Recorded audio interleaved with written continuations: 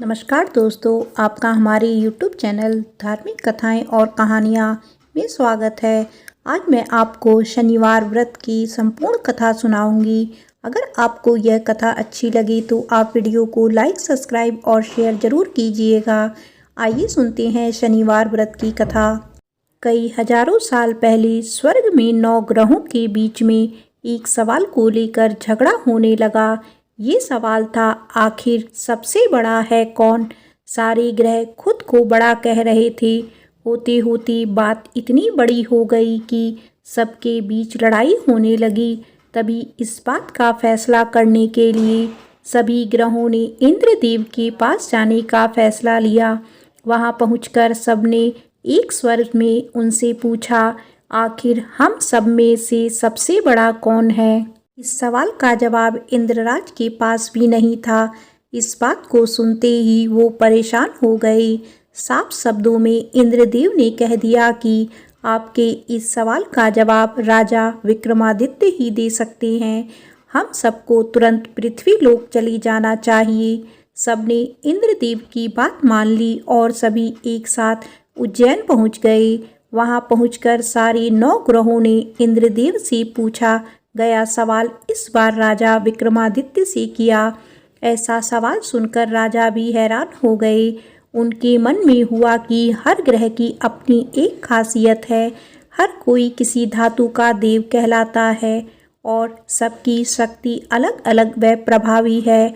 अगर किसी को बड़ा और किसी को छोटा कह दिया तो बड़ी मुश्किल हो सकती है।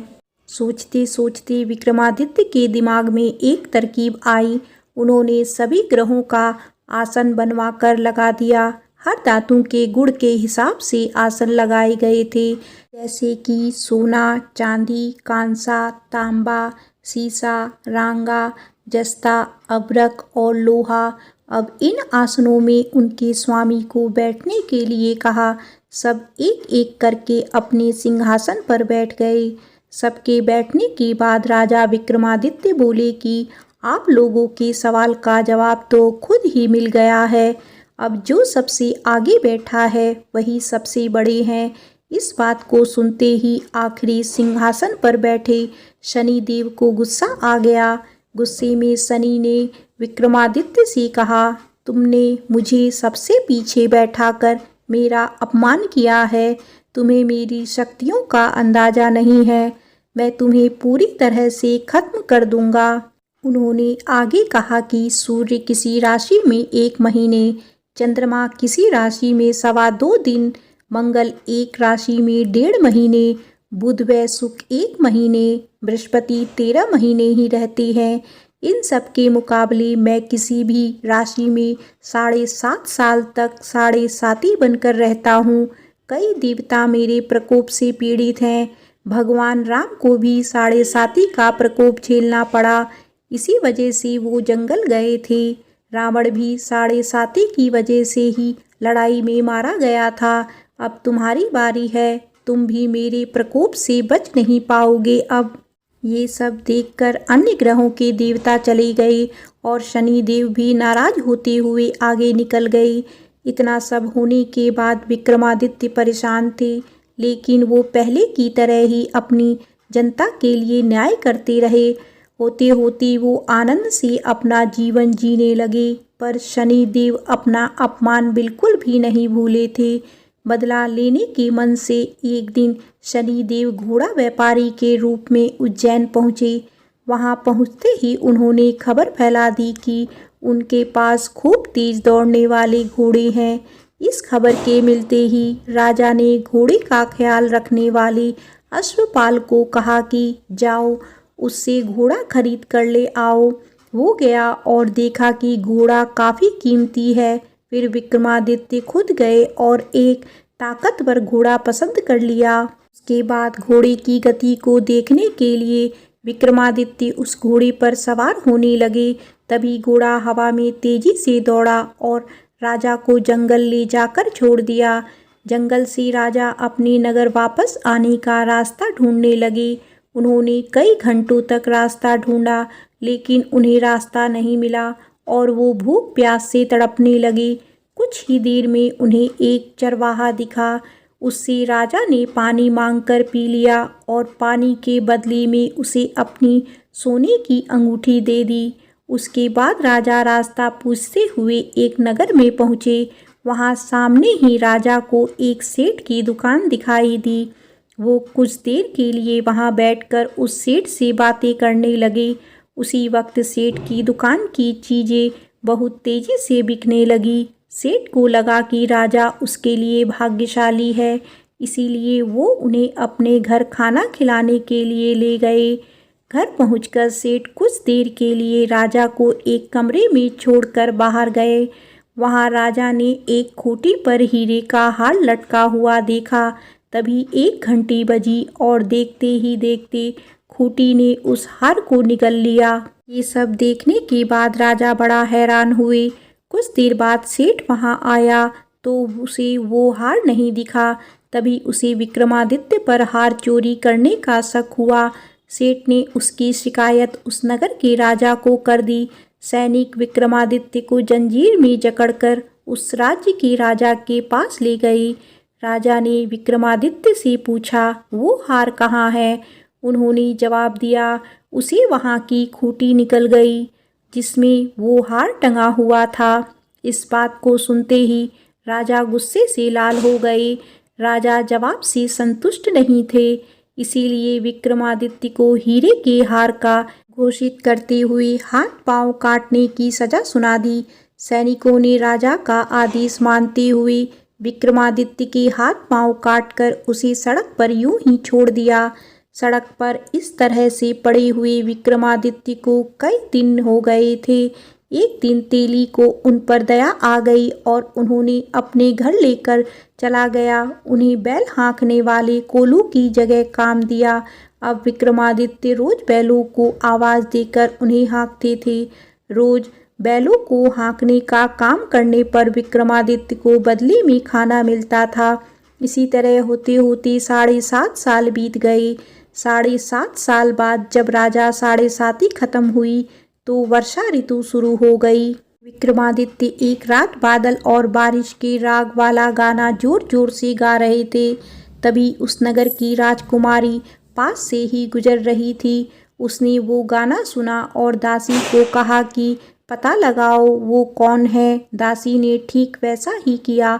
वो कुछ देर बाद लौटकर आई और कहा कि वो एक राजा हैं जिसे हीरे का हार चुराने की सजा के रूप में अपंग कर दिया गया है।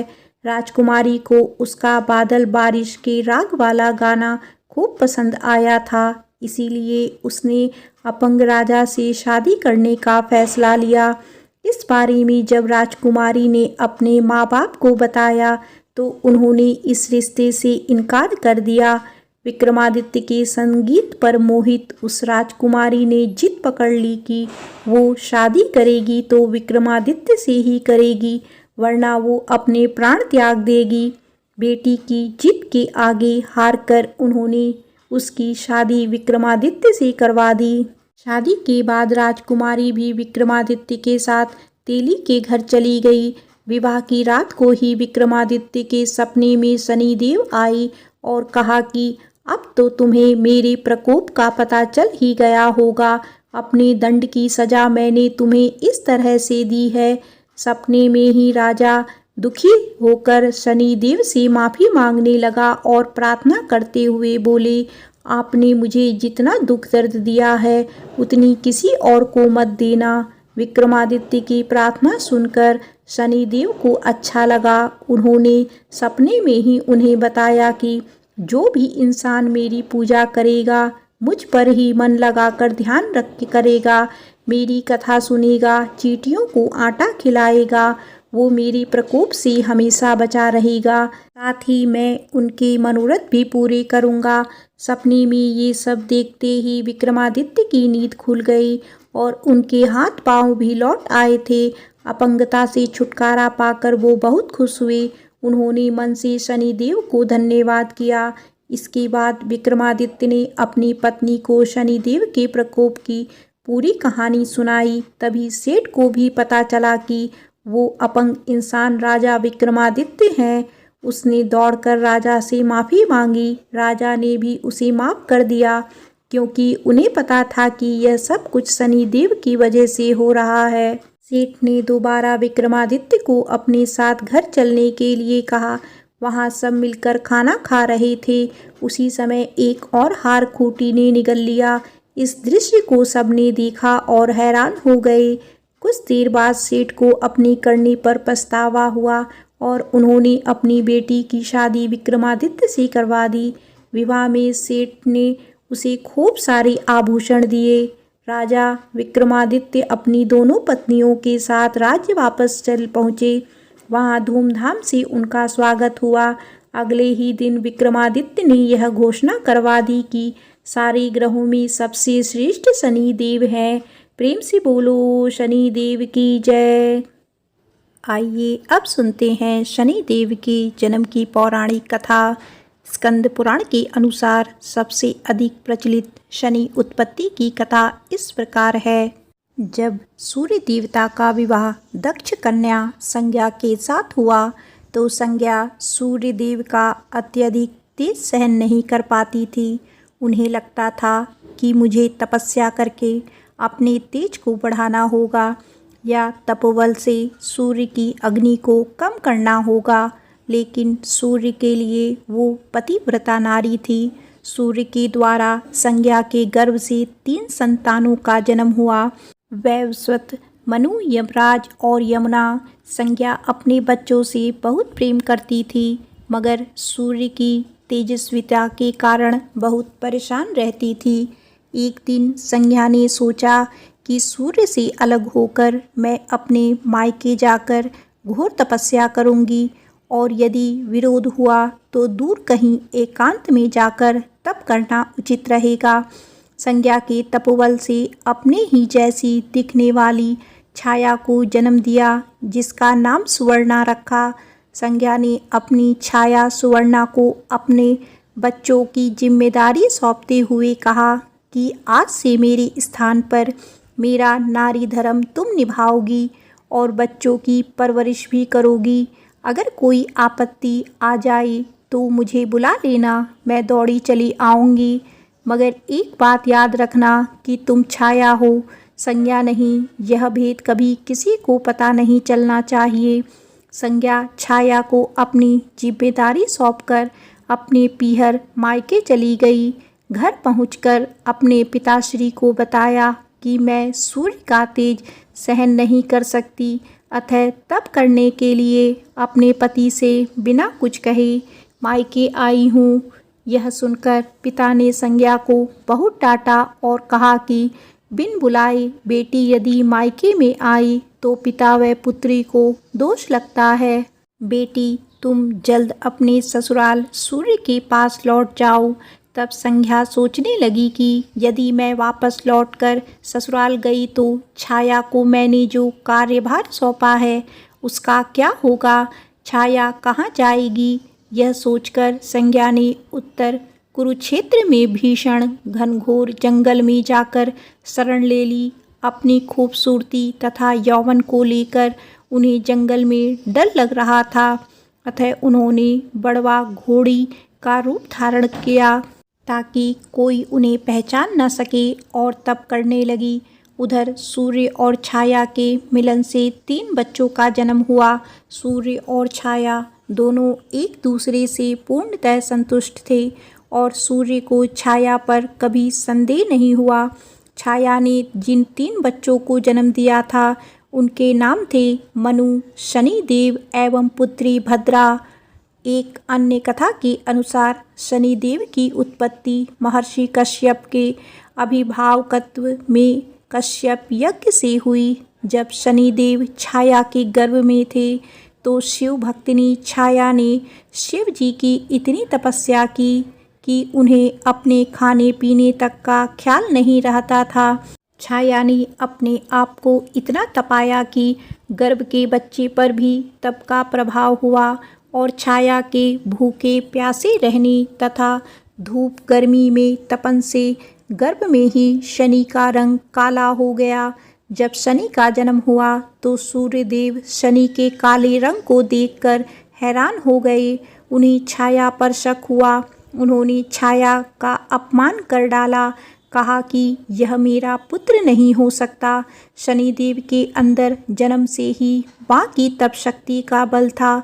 जब उन्होंने देखा कि मेरे पिता माँ का अपमान कर रहे हैं, तब उन्होंने क्रूर दृष्टि से अपने पिता को देखा तो पिता सूर्य की पूरी देह का रंग काला और उनकी छाया काया धूमिल पड़ गई। उनके रथ के घोड़ों की चाल रुक गई, रथ आगे नहीं चल सका। तब सूर्यदेव परेशान होकर शिवजी को पुकारने लगे। शिवजी ने सूर्यदेव को सलाह दी और कहा कि आपके द्वारा नारी व पुत्र दोनों का अपमान हुआ है, इसीलिए आपको यह दोष लगा है। सूर्यदेव ने अपनी गलती की क्षमा मांगी और शिवजी को प्रसन्न करके पूर्वतः पुनः सुंदर रूप एवं घोड़ों की गति प्राप्त की। तब से श्री शनिदेव पिता के विद्रोही, शिवजी के भक्त तथा माता के प्रिय हो गए। हमारे जीवन में जन्म से लेकर मृत्यु तक शनिदेव का प्रभुत्व है। जन्म लेते ही जातक के परिवार वालों की अभिलाषा होती है कि हमारी राशि में या जन्म लेने वाले बच्चे की राशि में शनि कैसा है, कौन से ग्रह नक्षत्र में बच्चे का जन्म हुआ है। हमारे शरीर में जो लौह तत्व मौजूद हैं, उस लौह तत्व का स्वामी शनि है।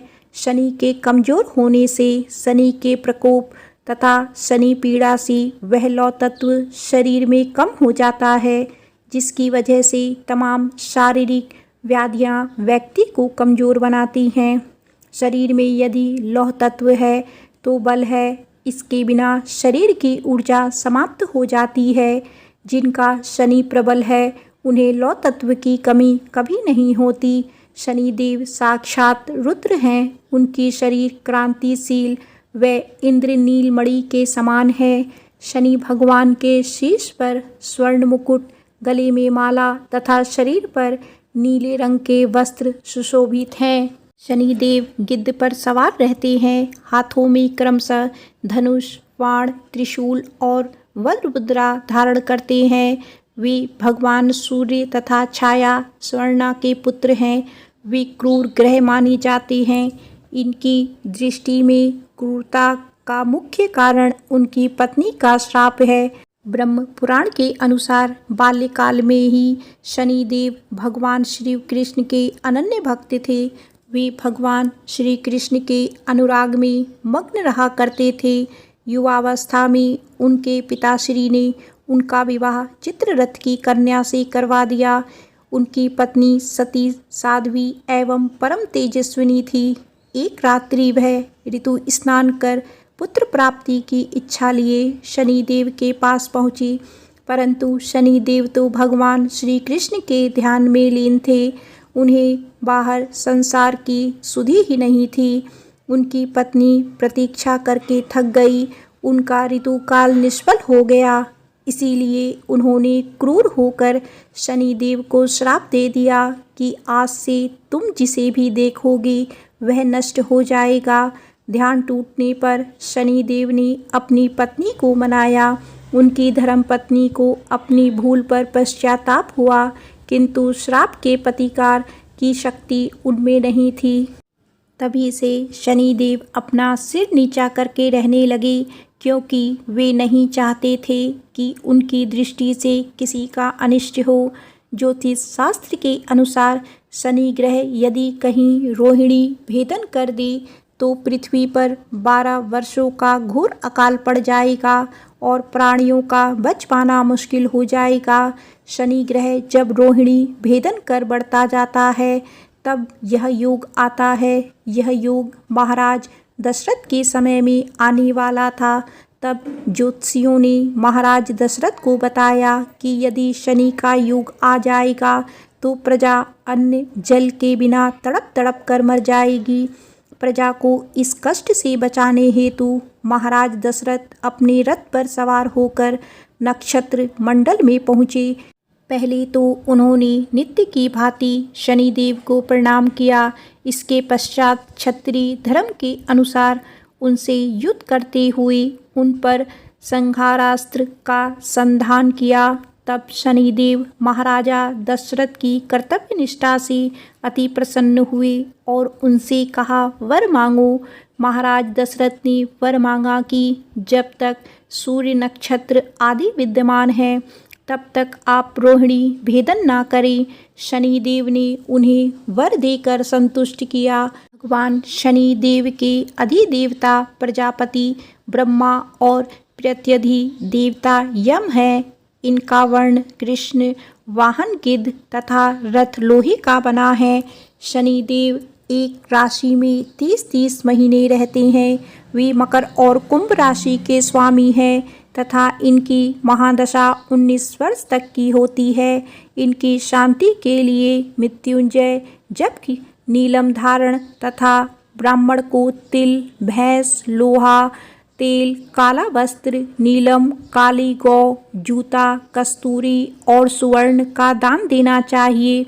शनिवार को इनकी महिमा को पढ़ने से धन संकट दूर होता है। सूर्यपुत्र शनिदेव के बारे में कहा जाता है कि उनका गुस्सैल स्वभाव और ग्रह दशा किसी को भी बर्बाद कर सकती है, लेकिन ऐसा हर किसी के साथ नहीं होता है। शनिदेव केवल उन्हीं लोगों को परेशान करते हैं जिनके कर्म अच्छे नहीं होते। शनिदेव न्याय के देवता हैं। यही वजह है कि भगवान शिव ने शनिदेव को 9 ग्रहों में न्यायाधीश का काम सौंपा है। मगर क्या आप जानते हैं कि वह शनिदेव जिनके प्रकोप से सारी दुनिया डरती है, वह खुद भी इन 5 लोगों से डरते हैं। नंबर 1, हनुमान जी से डरते हैं शनिदेव। माना जाता है कि शनिदेव पवन पुत्र हनुमान जी से भी बहुत डरते हैं। इसीलिए ऐसा कहा जाता है कि हनुमान जी के दर्शन और उनकी भक्ति करने से शनि के सभी दोष समाप्त हो जाते हैं। जो लोग हनुमान जी की नियमित रूप से पूजा करते हैं उन पर शनि की दशा का खास प्रभाव नहीं पड़ता। यही वजह है कि शनिवार को शनिदेव के साथ साथ हनुमान जी की भी पूजा करते हैं। नंबर 2, श्री कृष्ण से डरते हैं शनिदेव।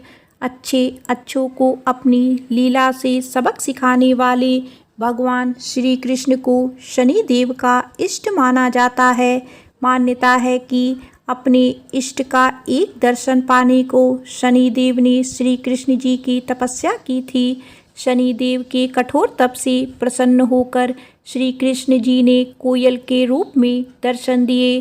तब शनिदेव ने कहा कि वह अब से श्री कृष्ण के भक्तों को परेशान नहीं करेंगे। नंबर 3, पीपल से भय खाते हैं शनिदेव। पौराणिक मान्यताओं के अनुसार शनिदेव को पीपल से भी डर लगता है। इसीलिए शनिवार को पीपल के पेड़ के नीचे सरसों के तेल का दीपक जलाने से शनिदेव प्रसन्न होते हैं। शास्त्रों में बताया गया है कि जो पिप्पलाद मुनि का नाम जपेगा और पिप्पल की पूजा करेगा उस पर शनि दशा का अधिक प्रभाव नहीं होगा। नंबर 4, अपनी पत्नी से भी डरते हैं शनिदेव। शनि महाराज अपनी पत्नी से भय खाते हैं। इसीलिए ज्योतिष शास्त्र में शनि की दशा में शनि पत्नी का नाम मंत्र जपना भी शनि का एक उपाय माना गया है। इसकी कथा यह है कि एक समय शनि पत्नी ऋतु स्नान करके शनि महाराज के पास आई, लेकिन अपने इष्ट देव श्री कृष्ण के ध्यान में लीन शनि महाराज ने अपनी पत्नी की ओर देखा नहीं। क्रोधित होकर पत्नी ने श्राप दे दिया था कि आज से तुम जिसे भी देखोगे वह नष्ट हो जाएगा। तभी से शनिदेव अपना सिर नीचा कर कर रहने लगे, क्योंकि वे नहीं चाहते थे कि किसी का अनिष्ट हो। नंबर 5, भगवान शिव से भी डरते हैं शनिदेव। पिता सूर्यदेव के कहने पर शनिदेव को बचपन में एक बार सबक सिखाने के लिए शिव जी ने उन पर प्रहार किया था। शनिदेव इससे बेहोश हो गए तो पिता के विनती करने पर शिव जी ने वापस उन्हें ठीक किया। तब से मान्यता है कि शनिदेव शिव जी को अपना गुरु मानकर उनसे डरने लगे हैं। आइए अब जानते हैं शनिदेव की पूजा में तिल का क्या महत्व है। पौराणिक कथाओं में बताया गया है कि शनि महाराज भगवान सूर्य और उनकी दूसरी पत्नी छाया के पुत्र हैं। बताया जाता है कि एक बार गुस्से में सूर्य देव ने अपने ही पुत्र शनि को श्राप देकर उनके घर को जला दिया था। इसके बाद सूर्य को मनाने के लिए शनि ने काले तिल से अपने पिता सूर्य की पूजा की तो वह प्रसन्न हुए। इस घटना के बाद से तिल से शनिदेव और उनके पिता की पूजा होने लगी। ऐसे मिला था शनिदेव को 9 ग्रहों के स्वामी का वरदान। कहा जाता है कि एक बार भगवान सूर्यदेव अपनी पत्नी छाया से मिलने आए। सूर्यदेव के तप और तेज के कारण शनिदेव महाराज ने अपनी आंखें बंद कर ली और वह उन्हें देख नहीं पाए। भगवान शनि के काले वर्ण को देखकर सूर्यदेव की पत्नी छाया पर संदेह व्यक्त किया और कहा कि यह मेरा पुत्र नहीं हो सकता। इसके चलते शनिदेव के मन में सूर्य के प्रति शत्रुवत भाव पैदा हो गया। इसके बाद शनिदेव महाराज ने भगवान शिव की कड़ी तपस्या की। भगवान शिव ने शनिदेव की कड़ी तपस्या से प्रसन्न होकर वरदान मांगने को कहा, जिस पर शनिदेव ने भगवान शिव से कहा कि सूर्यदेव उनकी माता को प्रताड़ित और उनका अनादर करते हैं। इससे उनकी माता को हमेशा अपमानित होना पड़ता है। उन्होंने सूर्य से अधिक शक्तिशाली और पूजनीय होने का वरदान मांगा। इस पर भगवान शिव ने शनिदेव को वरदान दिया कि वह 9 ग्रहों के स्वामी होंगे, यानी उन्हें सबसे श्रेष्ठ स्थान की प्राप्ति होगी। इसके साथ ही सिर्फ मानव जाति ही नहीं बल्कि देवता, असुर, गंधर्व, नाग और जगत का हर प्राणी जाति उनसे भयभीत होगा। आइए अब जानते हैं कि हमें शनिवार को किस बातों का विशेष ध्यान रखना चाहिए। भगवान शनि के कोप से बचने के लिए सूर्य उदय से पहले उठकर व्रत रखने का संकल्प लें। शनिवार के दिन उनकी प्रतिमा पर काले तिल और तेल चढ़ाएं। शनिवार के दिन लोहा या लोहे से बनी चीज़ों को खरीदने से बचें। इस दिन सरसों का तेल भी नहीं खरीदा जाता है। गरीबों और बेसहारा लोगों की मदद करें। इससे शनिदेव प्रसन्न होते हैं और उनकी कृपा दृष्टि बनी रहती है। एक बार प्रेम से बोलिए शनिदेव महाराज की जय।